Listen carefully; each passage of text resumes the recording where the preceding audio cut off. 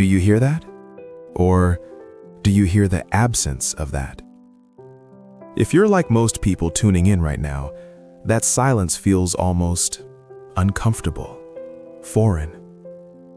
We live in a world that is constantly screaming at us. Your phone is buzzing in your pocket with another urgent email that probably isn't urgent at all. The news cycle is spinning 24/7, telling you to be afraid, to be angry, to be something other than calm. You're sitting in traffic on the 405 or the BQE, or maybe you're just staring at a screen, feeling that familiar tightness in your chest.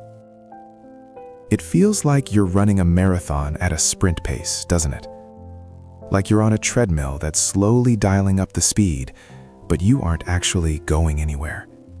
You're just burning out. We call it the grind. We call it hustle culture. But let's be honest, it's exhaustion. And the scariest part is that we've convinced ourselves that if we just stop moving, even for a second, we'll fall behind. That if we aren't constantly reacting, we aren't surviving. But what if I told you that the most powerful weapon in human history wasn't a nuclear bomb? It wasn't a sword or a fighter jet or a stock market algorithm. It was a state of mind. It was stillness. Now I know what you're thinking. Stillness? You mean like taking a nap or going to a spa weekend in Joshua Tree? No, that is not what we're talking about here. In his book, Stillness is the Key, Ryan Holiday isn't selling you on relaxation.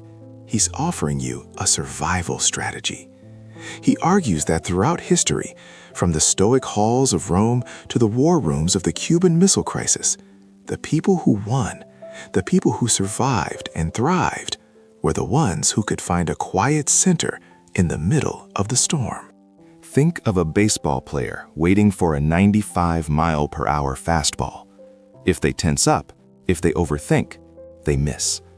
They have to slow the world down to hit it. That is stillness. It's the ability to be steady while the world spins out of control around you. See, we tend to think of peace as a luxury, something you get to have after you've made your millions or after you retire. But Holiday makes a compelling case that stillness is actually the prerequisite for getting there. It is the key to doing good work, to making good decisions, and quite frankly, to not losing your mind in a world that seems designed to take it from you. So let's stop running for a minute. Let's look at this weapon. Because if you want to survive the noise, you don't need to shout louder.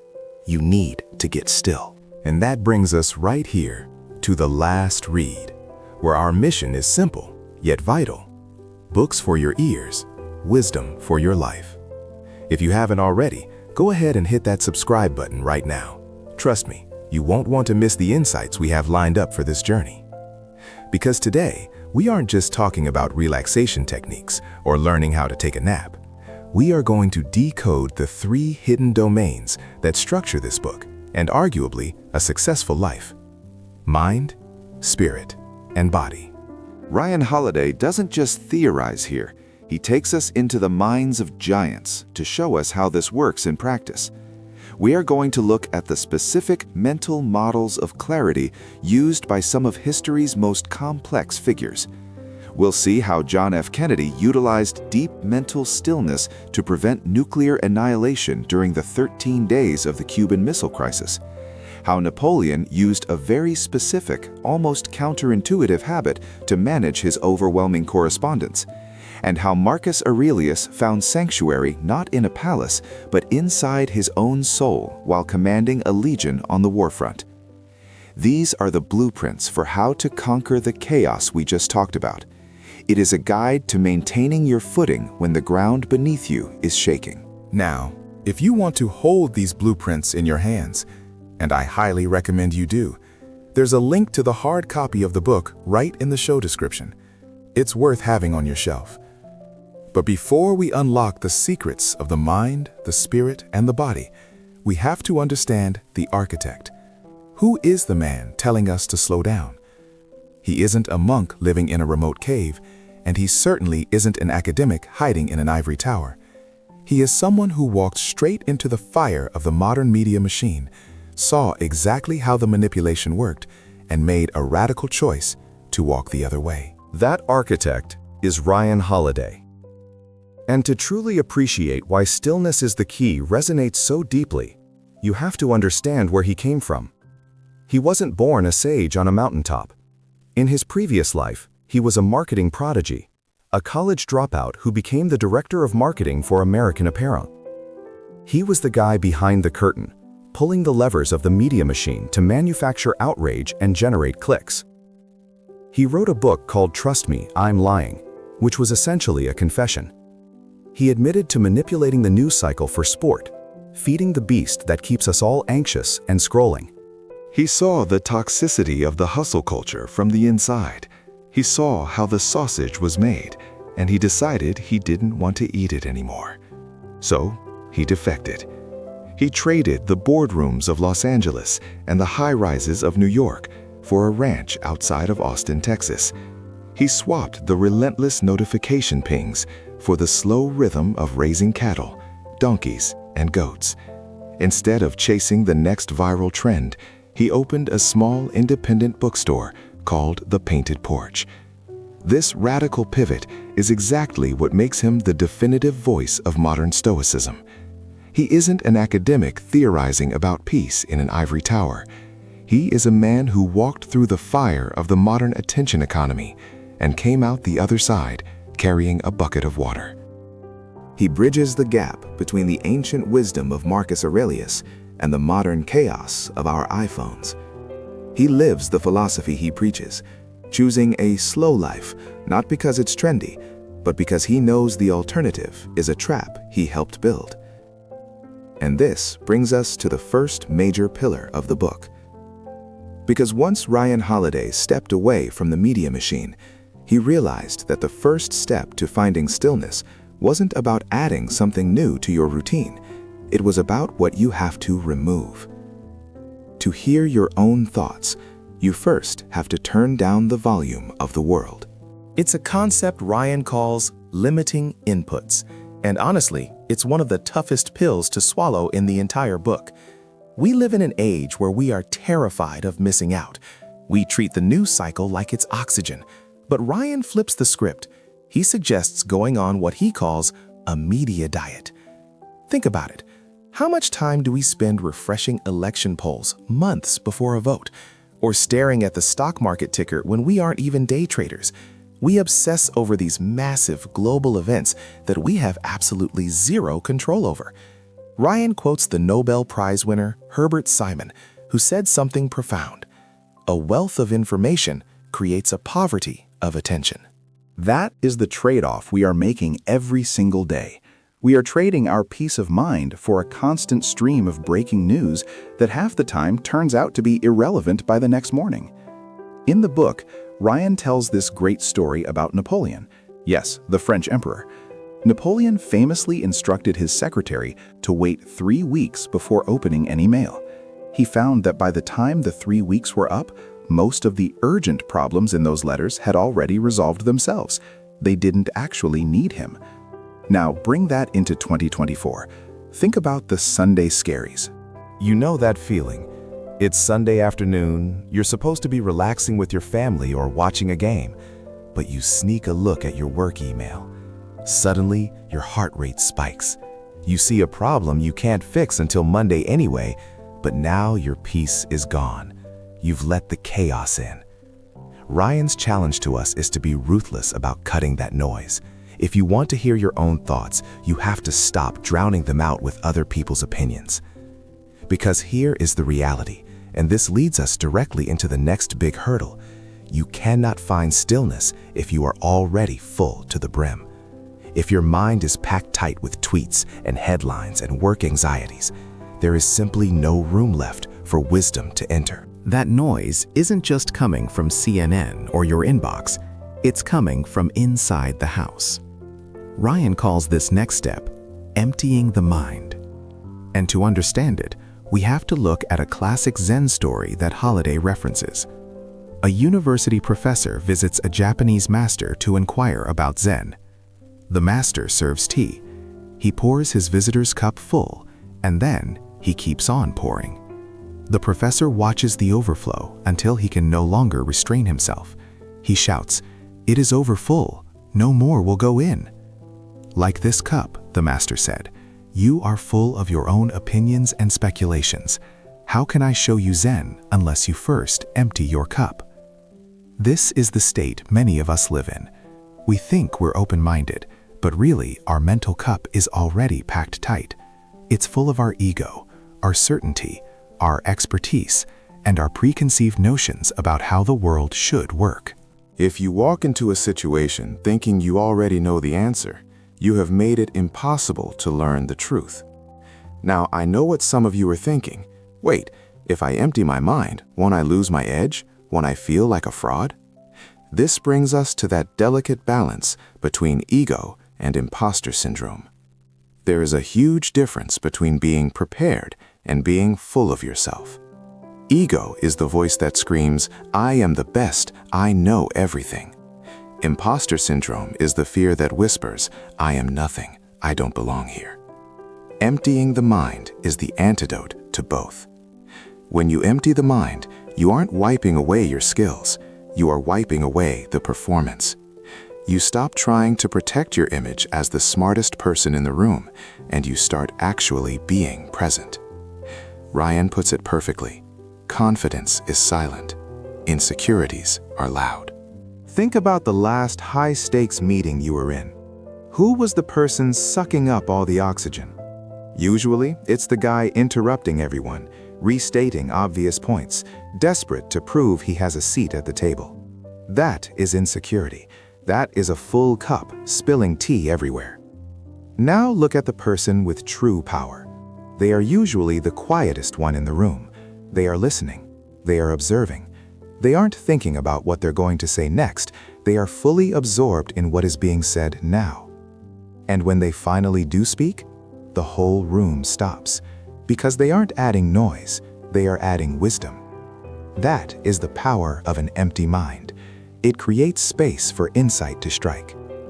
But once you clear that space, once you stop obsessing over your own importance, you start to notice something else. You notice that you don't actually need all the things you've been chasing to feel whole. And that is a dangerous realization for our modern economy, because it flies in the face of the American dream. Because the American dream tells you that you are not enough. Not yet.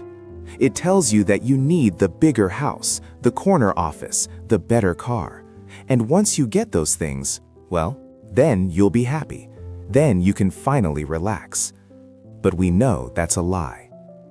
We are now moving into the domain of the spirit. And in this domain, Ryan Holiday challenges us to confront a very uncomfortable truth about our desire for more. Psychologists have a term for this. They call it the hedonic treadmill. Picture a hamster on a wheel. You chase a goal. Maybe it's a promotion. You run, and finally you get it. You feel a spike of happiness for about a week, maybe a month. But then your expectations reset. The new salary becomes the new normal. The treadmill speeds up, and suddenly you need the next promotion just to feel okay again. You are running harder and harder just to stay in the exact same place emotionally. Holiday argues that the only way to get off this treadmill is to develop a new mental model. Virtue is enough. This is a Stoic idea, but it's also just practical. It means realizing that your worth isn't attached to your external output. It's attached to your internal character. If you are honest, if you are brave, if you are kind, that is enough. You don't need the applause to make it real. There is a famous story that illustrates this perfectly. Ryan Holiday loves this one. It's the parable of the businessman and the fisherman. So there's this high-powered investment banker from New York. He's on vacation in a small coastal village in Mexico. He's walking down the pier and sees a fisherman pulling in his boat with a few beautiful, large tuna. The banker is impressed. He asks, "How long did it take you to catch those?" The fisherman says, "Oh, just a little while." "Why don't you stay out longer and catch more?" the banker asks. The fisherman smiles and says, "This is enough to feed my family. I have plenty of time left to play with my kids, take a siesta with my wife, and stroll into the village in the evenings to sip wine and play guitar with my amigos." The banker, who, remember, is an expert in optimizing things, scoffs. He says, "Look, I have an MBA from Harvard. I can help you. You should spend more time fishing. You could buy a bigger boat. With the proceeds from the bigger boat, you could buy a fleet of boats. Eventually, you could open your own cannery. You could move to Mexico City, then LA, then New York, managing your huge enterprise." The fisherman asks, "But, Señor, how long will this take?" "Maybe 15, 20 years, the banker says. "And then what?" The banker laughs. "That's the best part.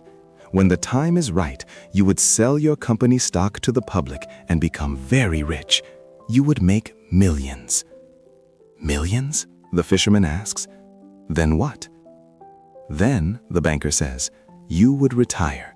You could move to a small coastal fishing village where you would sleep late, fish a little, play with your grandkids, take siestas with your wife, and stroll to the village in the evenings to sip wine and play guitar with your friends." You see the irony, right? We kill ourselves working for a freedom we already have. We trade our actual lives for the promise of a life later on. Stillness is realizing you can step off the treadmill. You can choose enough right now. But why is that so hard for us to do? Why do we feel this compulsive need to keep running even when we know the game is rigged? Usually, it's not because we actually need more money. It's because we are trying to fill a hole that money can't fix. We are trying to prove something, often to people who aren't even in the room anymore. People who aren't even in the room anymore. That's a heavy thought, isn't it?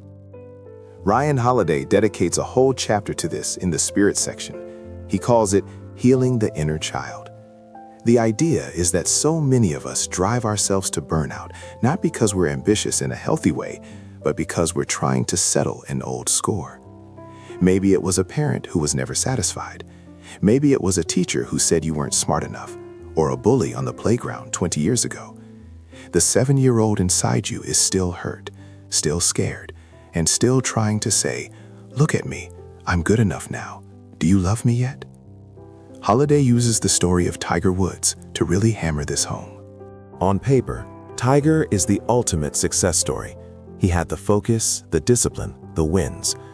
But his father, Earl Woods, was incredibly hard on him, using psychological warfare, mocking him, never letting him feel safe. Tiger became a machine on the golf course, sure. He became a billionaire. But inside, he was still that little boy desperate for approval, trying to fill a bottomless spiritual void with trophies and, eventually, self-destructive vices. He had everything the world says you should want, but he had zero stillness. And look, you don't have to be a world-famous athlete to fall into this trap. Think about the successful professional, maybe a high-powered lawyer or a tech CEO. They make a huge salary, they have the corner office, the respect of their peers, but they feel like a total failure every time they make a tiny mistake. They check their email at 2 a.m. because they're terrified that if they aren't always on, they'll be exposed as a fraud. They aren't working for the money anymore. They're working to quiet that voice from the past. The hard truth Holiday gets at is that you cannot earn your way to self-worth. You can't outwork a childhood wound. Stillness comes when you stop trying to prove you deserve to take up space. It comes when the adult you steps in and tells the child you, "It's okay, you're safe. You are enough just as you are." When you finally heal that part of your spirit, you stop running. You realize you don't need to conquer the world to be at peace with yourself. But once you stop running, how do you actually walk through the day? If you aren't fueled by trauma and adrenaline anymore, what keeps you moving forward without falling into chaos? You need a new kind of fuel. You need a structure that supports this new piece, rather than destroying it. You need to look at how you physically move through your day. You need to look at how you physically move through your day. This brings us to the domain of the body, and specifically to a concept that Holiday argues is absolutely critical for stillness, yet often misunderstood: routine. Now, I know, for a lot of us, the word routine sounds like a trap. We tend to think of it as boring, restrictive. We think that to be truly free, we should be spontaneous, reacting to whatever the day throws at us. But Holiday flips this on its head. He argues that a routine isn't a prison, it's a platform. Think about it this way. If you have to decide every single morning what to eat, what to wear, when to work out, and where to sit, you are burning up valuable energy before you've even started your real work. You're exhausting your decision-making muscles on the trivial stuff. Holiday points to people like Steve Jobs and his black turtlenecks, or Barack Obama, who famously wore only gray or blue suits during his presidency. They didn't do that because they lacked style. They did it to automate the basics. By turning the "what do I wear" question into a default setting, they freed up that mental RAM for the decisions that actually mattered, like designing the iPhone or running a country. When you automate the mundane parts of your life, you aren't limiting yourself. You are actually buying yourself freedom. You're creating a steady floor beneath your feet so you don't have to constantly check your balance. And it doesn't have to be as extreme as wearing a uniform. It can be as simple as the ritual of your morning coffee. There is a profound stillness in that ritual. Grinding the beans, boiling the water, the smell filling the kitchen before the rest of the house wakes up. You don't have to think about it. Your hands just know what to do. And in that repetitive motion, the mind settles, the body takes over, and the spirit gets a moment to breathe. Routine, when done sincerely, becomes a ritual. It becomes a sanctuary from the chaos. But even with a solid routine, you can't work 24 hours a day. Eventually, the work stops, the routine ends, and you're left with empty time. In our culture, that empty time is usually where the anxiety creeps back in. We feel guilty. We feel like we should be doing something. So, how do we fill that space without undoing all the peace we've just built? That brings us to a word we've almost completely forgotten the true meaning of: Leisure. Now, I know what you're thinking. You hear leisure and you think of lying on a beach, or maybe binge watching a show until Netflix asks if you're still there. But in the book, Holiday points out something fascinating about this word. In English, the root of our word school is the Greek word skole, and skole meant leisure. Think about that for a second. To the ancients, school and leisure were the same thing. It wasn't about checking out, it was about checking in. It was freedom from the work of survival, so you could focus on the work of self-development. Real leisure isn't doom-scrolling TikTok or numbing yourself with a screen. That's just distraction. Real leisure is active recovery. It's doing something so different from your normal work that the working part of your brain actually gets to rest. Holiday uses the example of Winston Churchill. Here is a man carrying the weight of the free world on his shoulders during World War II. The stress was unimaginable. And yet, what will he do to survive it? He didn't just sit in a chair and stare at the wall. He painted. He would travel to Marrakesh, set up an easel, and spend hours capturing a sunset. He even took up bricklaying, literally building walls at his country estate, Chartwell. He wasn't painting to sell the art. By his own admission, he wasn't even that good at it, and he certainly didn't need a side hustle as a bricklayer. He did it because it engaged a different part of his mind. As Churchill put it, the tired parts of the mind can be rested and strengthened, not merely by rest, but by using other parts. When you are painting, or gardening, or woodworking, you aren't thinking about the quarterly report. You aren't worrying about the email you forgot to send. You are just there. The hands are busy, so the mind can settle. This is why Holiday argues that doing nothing is actually doing something vital for your brain. So the challenge here is to find a hobby that has absolutely no financial ROI. We live in a hustle culture that tries to monetize everything. If you like knitting, someone tells you to open an Etsy shop. If you like writing, they tell you to start a Substack. Don't do that. Find something you do just for the joy of doing it. Something that doesn't pay the bills, but pays the soul. Because when you have that, when you have your mind clarified, your spirit virtuous, and your body engaged in good habits, you start to build something unshakable. You build a fortress. And that leads us to our final lesson, the place where all of this comes together. And that leads us to our final lesson, the place where all of this comes together. When you have the mind, the spirit, and the body working in unison, you aren't just surviving the chaos, you are mastering it. Throughout this series, we've broken down Ryan Holiday's 3 domains of stillness. First, we talked about the mind. We learned that to find clarity, we have to limit our inputs. We have to empty the trash, stop doom scrolling, and cultivate silence so we can actually hear ourselves think. Then we moved to the spirit. We discussed the importance of virtue, of healing that inner child who is still trying to prove themselves to everyone else. We learned the power of that dangerous, beautiful word, enough. And finally, we arrived at the body. We realized that stillness isn't just sitting in a lotus position. It's active. It's in the routine, the long walk, and the leisure that restores us rather than drains us. If you take anything away from this deep dive, let it be this. The world is not going to get quieter. The news cycle won't slow down. Your inbox isn't going to magically stop filling up. If you are waiting for the world to become still before you can find peace, you will be waiting forever.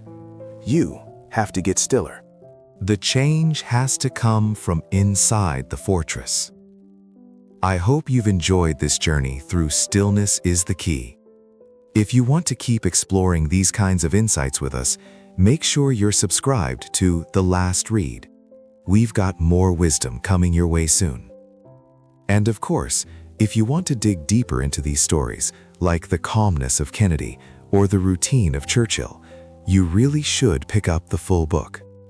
The link to buy it is right there in the description. I'll leave you with one final thought from Holiday, something to carry with you when you walk out the door today.